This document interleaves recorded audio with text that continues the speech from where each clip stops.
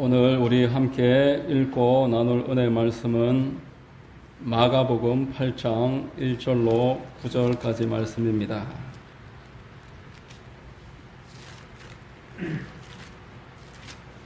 마가복음 8장 1절에서 9절까지 말씀입니다.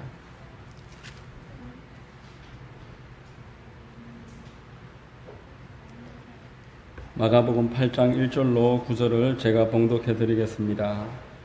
그 무렵에 또 큰 무리가 있어 먹을 것이 없는지라 예수께서 제자들을 불러 이르시되 내가 무리를 불쌍히 여기노라. 그들이 나와 함께 있은지 이미 사흘이 지났으나 먹을 것이 없도다. 만일 내가 그들을 굶겨 집으로 보내면 길에서 기진하리라. 그 중에는 멀리서 온 사람들도 있느니라. 제자들이 대답하되 이 광야 어디서 떡을 얻어 이 사람들로 배부르게 할 수 있으리까? 예수께서 물으시되 너희에게 떡 몇 개나 있느냐? 이르되 7이로소이다 하거늘 예수께서 무리를 명하여 땅에 앉게 하시고 떡 7개를 가지사 축사하시고 떼어 제자들에게 주어 나누어 주게 하시니 제자들이 무리에게 나누어 주더라. 또 작은 생선 2마리가 있는지라.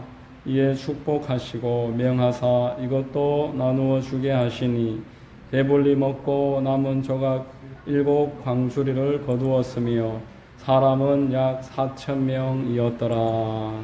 아멘.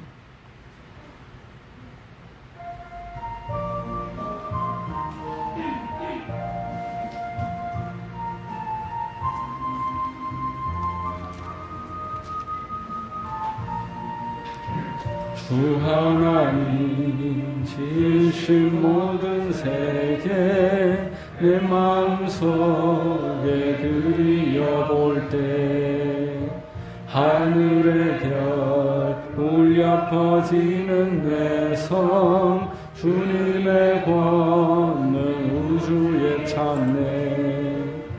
주님의 높고 위대하심은 내 영혼이 찬양하네.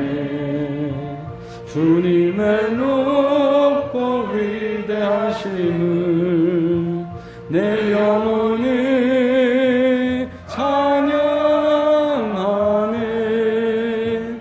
숲속이나 험한 산 골짜기에서 지저귀는 저 새소리들과 고요하게 흐르는 시냇물은 주님의 솜씨 노래하도다.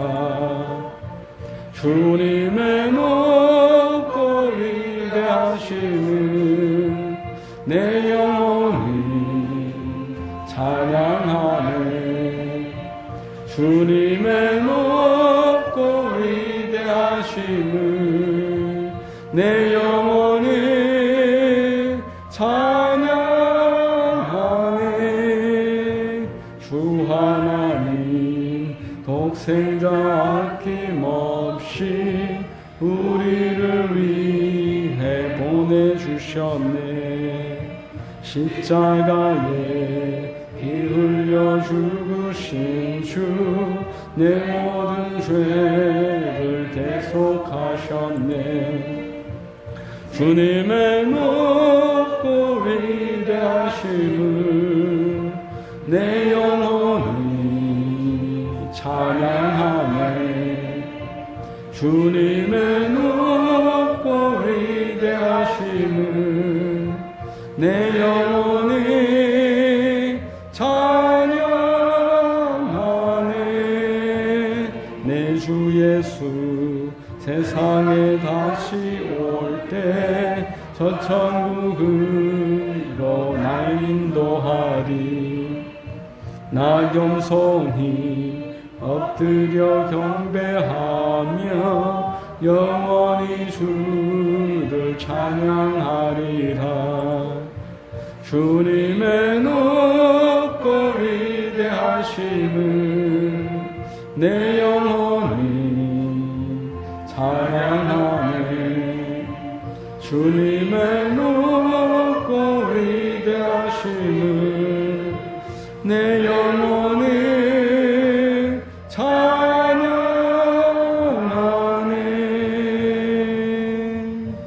아멘. 기도하겠습니다. 사랑이 풍성하신 좋으신 아버지 하나님, 9월 첫째 주를 허락하시고 성찬 예배로 우리를 불러 하나님을 예배하게 하심을 감사합니다. 여름이 지나고 이 가을에 다시 한번 은혜와 건강을 도하여 주시고 마음껏 하나님 은혜와 하나님의 영광을 참여하도록 우리를 붙잡아 주실 줄로 믿고 감사드립니다. 이 시간 우리의 모든 허물과 연약함은 가려주시고 예수 그리스도의 보혈로 영혼 육을 씻어주시며 성령으로 충만하게 하여 주셔서 하나님께 온전히 발견되는 복된 예배가 되도록 인도하여 주시옵소서. 예배자를 찾으시는 하나님께 나아가는 은혜의 시간 되게 하여 주옵소서. 좋으신 하나님, 이 나라 이 민족을 위하여 기도합니다. 위정자들을 축복하시고 나라를 바른 방향으로 인도하기에 부족하지 않도록 은혜와 지혜를 도하여 주셔서 대한민국을 하나님 기뻐하시는 방향으로 이끌어 나가게 하여 주옵소서. 동성애와 이슬람과 또 여러 가지 악법들이 통과되지 못하도록 막아주시고 하나님을 대적하는 온갖 문화와 정치 세력들이 잠잠해지고 하나님 앞에 자복하게 하여 주시옵소서. 오직 땅끝까지 복음 전하는 통일 대한민국 되게 하여 주시고 북녘 땅의 동포들을 불쌍히 여기시고 저들에게도 번영과 건강과 자유를 허락하여 주옵소서. 교회들마다 회개하고 깨어서 하나님 뜻대로 나아가게 하여 주시옵시고 기도와 전도와 하나님의 말씀을 지키는 일에 앞장서도록 주의 종들과 또 교회의 모든 직분자들을 축복하시고 붙잡아 주시옵소서. 좋으신 하나님 참으로 감사합니다.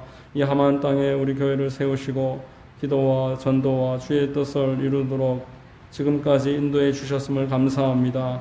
지금까지 인도하신 하나님 앞으로도 인도하여 주시옵시고 우리 모든 성도님들 영육간에 강건하고 성령 충만하여 하나님의 영광이 되도록 도와주시옵소서.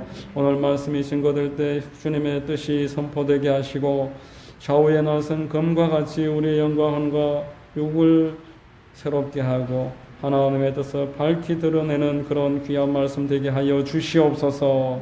좋으신 하나님 감사합니다. 예배의 시종을 주님께 의뢰합니다. 주님만 홀로 영광 받아 주시옵소서. 모든 것을 믿사오며 거룩하신 우리 구주 예수님의 이름으로 기도드립니다.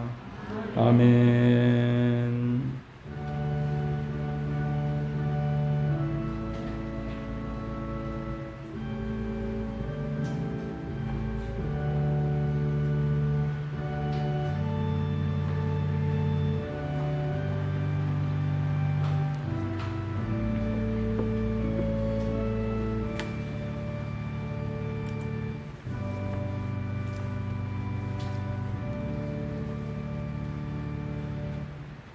할렐루야. 오늘 오전 예배에 나오신 여러분들 환영하고 축복합니다. 우리 옆에 분들과 한번 인사하겠습니다. 참 잘 오셨습니다. 참 잘 오셨습니다. 만나서 반갑습니다. 저는 봉독해드린 마가복음 8장 1절로 9절을 통해서 하나님께 필요한 것이라는 제목의 말씀을 전하겠습니다. 성령께서 여러분 모두에게 큰 은혜를 더해 주시기를 바랍니다. 여러분 복음서에서 빠지지 않는 아주 주의해야 할 말씀이 있다면 오병이어이고 또 칠병이어의 사건입니다. 작은 빵 몇 개를 가지고서 수만 명의 사람들을, 그것도 굶주린 사람들을, 며칠 동안 음식을 먹지 못한 군중들을 먹이셨으니 제자들도 놀라고 제자들도 충격 가운데서, 그리고 유대인들도 주님을 따라야 되겠구나, 저분이 보통 인물이 아니구나, 오병이어를 통해서 그렇게 깨달았습니다. 당시 사람들이 볼 때 다른 이적들은 둘째 치더라도 이 오병이어 능력이라면은 우리가 왕 삼을 만하다, 이렇게 왕으로 추앙했다라고 기록이 되어 있습니다. 모든 복음서에서 이 오병이어와 칠병이어 사건을 이야기하는 이유는 하나님께서 성도들에게 원하시는 것이 여기에 잘 나타나 있기 때문에 그렇습니다. 누구든지 여기에 나오는 내용에 이해를 하고 스스로 지키면은 하나님께 귀하게 쓰임을 받을 수 있다라는 것입니다. 첫 번째, 긍휼히 여기는 마음입니다. 오병이어와 칠병이어의 시작 부분에서 공통되는 내용이 있는데 예수께서 그 무리들을 대단히 긍휼히 여기셨다라고 기록을 하고 있습니다. 오병이어를 시작하는 마가복음 6장 34절에 예수님이 큰 무리를 불쌍히 여겼다라고 합니다. 예수께서 나오사 큰 무리를 보시고 그 목자 없는 양 같음으로 인하여 불쌍히 여기사, 이렇게 사람들을 가르치신 다음에 되돌려 보내려고 하니까 허기질 것 같아서 그 떡을 떼어서 배불리 먹이셨다라는 게 오병이어의 이적입니다. 교회는 기도와 말씀만 전하는 곳이다, 또는 복음만 전하는 곳이다 라고 하면서 사회적인 약자를 돌보는 일을 소홀히 하는 그러한 이야기들을 우리가 들을 때가 있습니다. 그렇지만 예수님은 가난한 자들을 돌보셨습니다. 떡을 주셨습니다. 사도행전 6장에 보면은 사도들이 기도와 말씀에 전무했다, 그래서 교회가 부흥했다라고 하는데, 그렇게 되기 위해서 그 원래 사도들이 맡고 있었던 구제 사역을 그 7 집사님들을 세워서 전담을 시켜드리고, 그리고 나서 기도와 말씀에 전무를 한 것이지 그 구제 사역을 포기한 것이 아니었습니다. 꾸준히 그 가난한 자 돌보는 일들을 해 나갔다고 성경에서 말합니다. 갈라디아서 2장에 보면은 베드로와 바울이 만나서 친교의 약수를 하고 서로의 사역을 인정을 하고 베드로가 바울에게 이렇게 말합니다. 가난한 자들을 잘 돌봐주십시오. 이에 바울이 이렇게 대답합니다. 다만 우리에게 가난한 자들을 기억하도록 부탁하였으니 이것은 나도 본래부터 힘써 행하여 왔노라, 이렇게 이야기하는 것입니다. 교회가 기도하고 말씀만 전하는, 전도하는 일만이 중요하다고 이야기하고 구제하는 일과 또 귀신을 쫓고 병 고치는 이 모든 사역에 관해서 우리가 늘 같이 마음을 써야 됩니다. 오늘 칠병이어에도 동일한 내용이 시작 부분에 있습니다. 1절과 2절에 보시면은 본문 1절과 2절에 그 무렵에 또 큰 무리가 있어 먹을 것이 없는지라 예수께서 제자들을 불러 이르시되 내가 무리를 불쌍히 여기노라. 그들이 나와 함께 있은지 이미 사흘이 지났으나 먹을 것이 없도다라고 이야기합니다.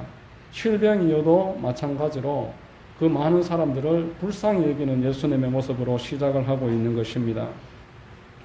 여러분, 성경은 율법에서 가장 중요한 것이 하나님 사랑하는 것이고, 둘째는 그와 같으니 이웃을 내 몸처럼 사랑하는 것이다 라고 말씀하면서 이 하나님 사랑, 이웃 사랑은 서로 연결된다라고 말을 했습니다. 요한복음 21장 15절에 예수께서 베드로에게 사역에 기준되는 마음에 대해서 이렇게 알려주십니다. 그들이 조밥 먹은 후에 예수께서 시몬 베드로에게 이르시되 요한의 아들 시몬아, 내가 이 사람들보다 나를 더 사랑하느냐 하시니 이르되 주님 그러하나이다. 내가 주님을 사랑하는 줄 주님께서 아시나이다. 이르시되 내 어린 양을 먹이라. 이렇게 3번 말씀하십니다. 네가 나를 사랑하느냐? 예, 사랑합니다. 그렇다면은 내 양들을 먹이라. 내 양들을 돌보라. 내 어린 양을 먹이라. 3번 주님께서는 하나님 사랑하는 마음을 표현하는 것은 이 땅에 있는 하나님의 양들에게, 하나님의 사람들에게 사랑을 표현하는 것이다. 3번 이야기했습니다. 하나님의 사랑을 표현하지 않고 하나님을 사랑할 수 없다라고 했습니다. 요한 1서 4장 20절에 누구든지 하나님을 사랑하노라 하고 그 형제를 미워하면 이는 거짓말하는 자니 보는 바 그 형제를 사랑하지 아니하는 자는 보지 못하는 바 하나님을 사랑할 수 없느니라. 여러분, 오늘 본문에서 예수님이 이 제자들의 먹을 것을 준비하고 유대인들이 그 허기질 것을 위해서 식량을 만드시는 모습은 하나님과 사람 사랑하는 모습에 대한 그 분명한 표현입니다. 하나님이 그 사역을 마음껏 축복하실 수 있었던 이유가 여기에 있었던 것입니다. 여러분, 하나님께 쓰임 받았던 모든 사람들은 이러한 마음이 있었습니다. 영혼 구령에 대한 마음이 불을 듯이 일어났습니다.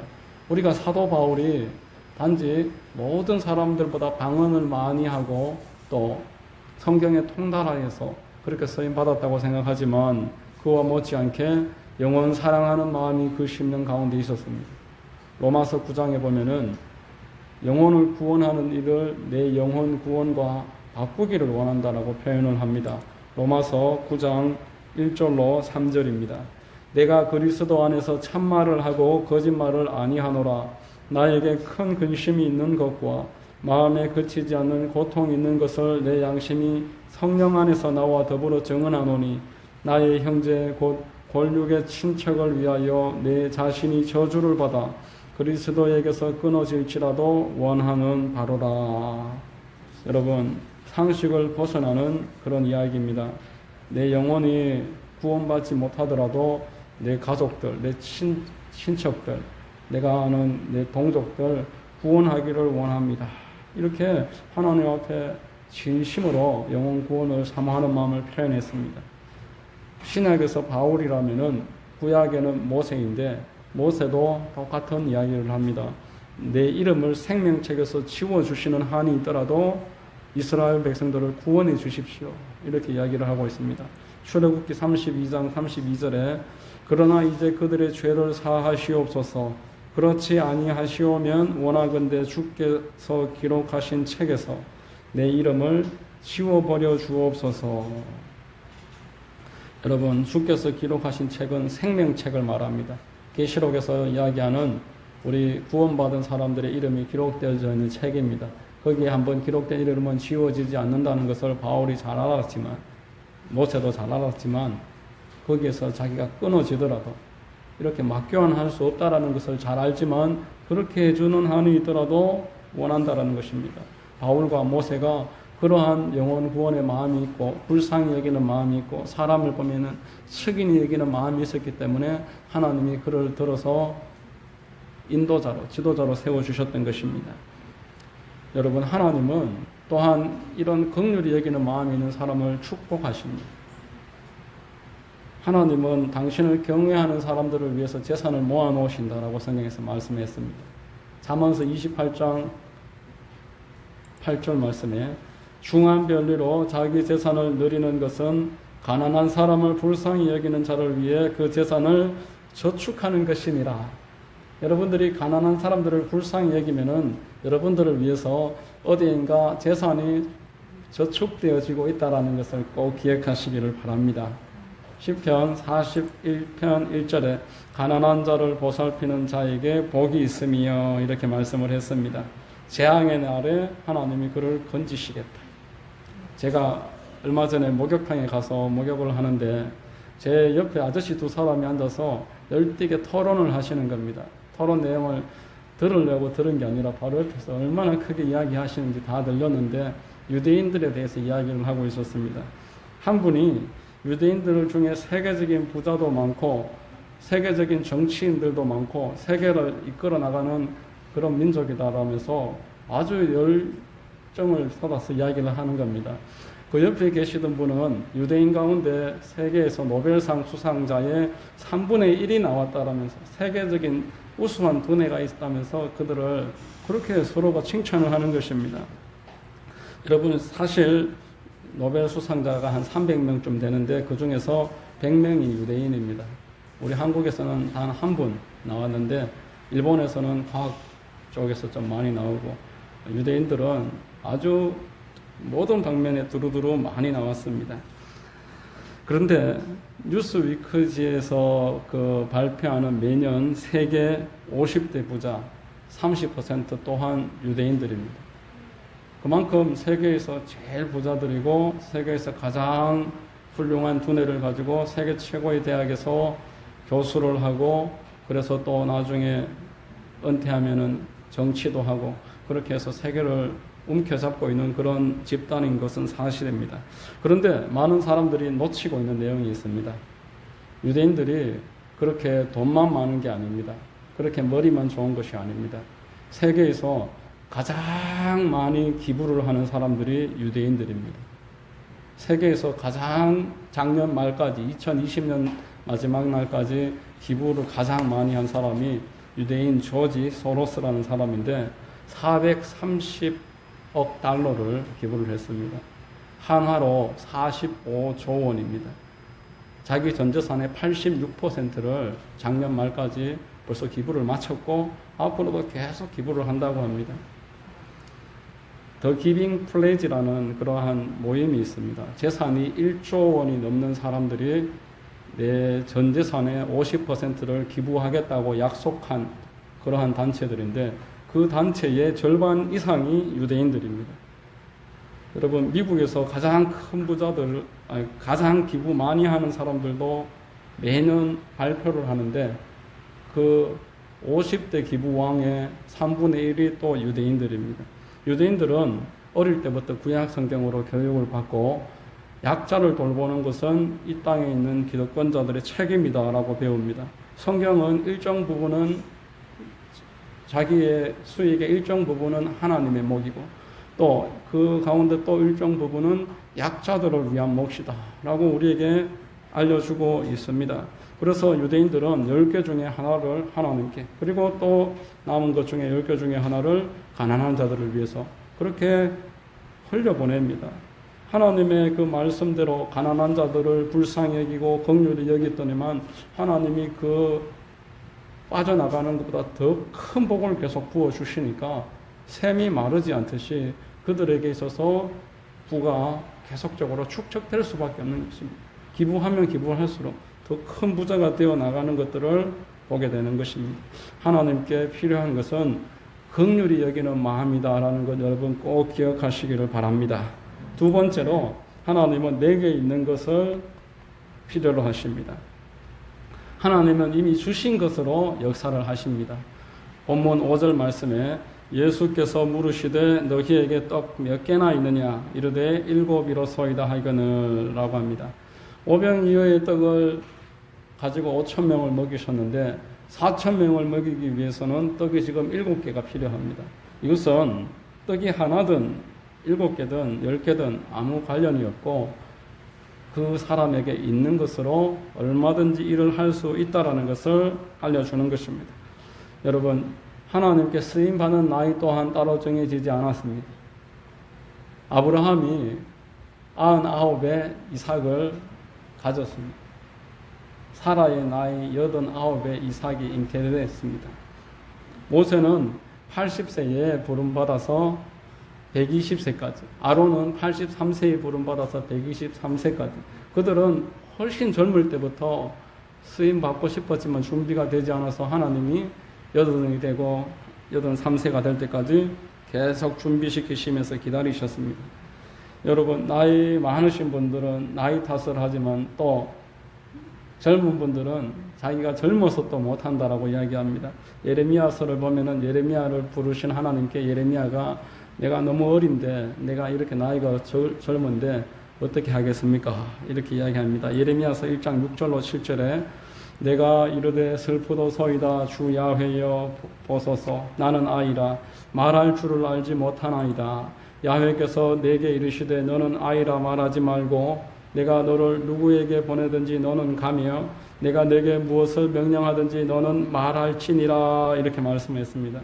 미국에 모지스 할머니라는 분이 있습니다. 101세가 될 때까지 그림을 그렸는데 원래는 농장에서 노동일을 하시던 분이었습니다. 76세가 되어서 관절염이 걸려서 더 이상 노동일을 할 수 없어서 취미 삼아서 그림을 그리기 시작했는데 76세부터 그림을 그리기 시작해서 80세가 되었을 때 개인전을 열기 시작했고 또 93세에는 미국의 타임지에 그 표지에 그분의 사진이 올랐습니다. 101세의 세상을 떠날 때까지 쉬지 않고 그림을 그리셨는데 그분이 그린 그 크리스마스 카드에 아주 유명한 카드가 있습니다. 그 카드가 1억 장이 팔렸습니다. 그래서 세계적으로 대단히 유명하신 분입니다. 그래서 나이가 많아서 아무것도 하지 못한다고 이야기하는 본인보다 젊은 분들에게 이렇게 이야기합니다. 정말 하고 싶은 일을 하세요. 신이 기뻐하며 성공의 문을 열어주실 것입니다. 당신 나이가 이미 80이라 하더라도요. 이렇게 이야기했습니다.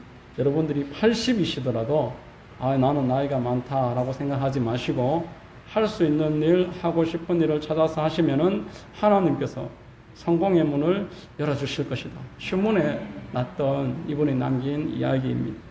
여러분, 능력이 많거나 환경이 좋아서 하나님께 쓰임받는 것 또한 아닙니다. 다윗이 큰 칼을 가지고 골리앗과 싸웠습니까? 훌륭한 갑옷이 다윗을 지켜줬습니까? 다윗은 늘 가지고 다니던 물맷돌을 가지고 골리앗과 싸워서 승리했었습니다. 하나님은 오히려 큰 능력을 가지고 그것에 의지할 것을 경계하십니다. 우리가 우리의 작은 능력을 가지고 의시되고 거기에 의뢰하고 마음을 잃을까봐 하나님은 늘 우리를 조심시켜 주십니다. 사사기에 기드온이라는 사사가 나오는데 그때 미디안이 쳐들어왔습니다. 미디안이 얼마나 대군이 밀려왔던지 메뚜기 떼가 이스라엘을 완전히 장악했다라고 그렇게 표현을 합니다. 그래서 기드온을 이제 사사로 사람들이 세웠습니다.